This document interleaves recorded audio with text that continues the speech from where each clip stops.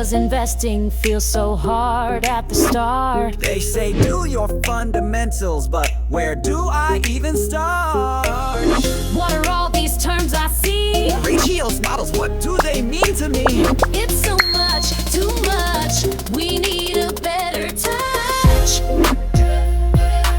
Fundamental analysis is the cornerstone of stock investing. It's the process of evaluating a company's financial health to identify strong, long-term opportunities.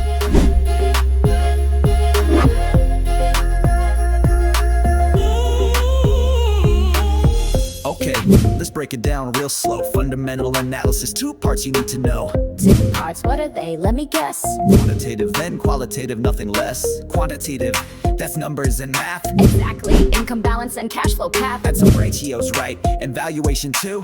Yes. Now you're seeing the view. And qualitative is more about the soul. Yes, the people, the brand, the purpose and goal. Management, promote reputation and drive. The deep stuff that keeps the business alive. But if it's so powerful, why do beginners fall? Cause it's like a maze with no map at all. So many tools, but where's the guide? For beginners, the process can seem complex, but at its core, it's simple. It's the jargon and technical terms that make it feel overwhelming. The structure is messy, it's hard to decide. Great content, but hard to digest. We need a new lens to make it less complex. Great content, but hard to digest. We need a new lens to make it less complex. That's where Deep Bid channel comes in, reimagined at the core and in how it's presented. Simple, musical, and real-world finance.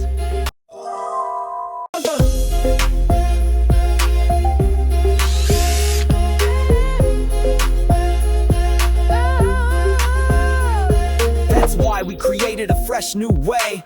Blue mug analysis saves the day. Blue mug, that sounds kind of odd. It's a metaphor. Curious how we simplify complex finance? Just keep listening.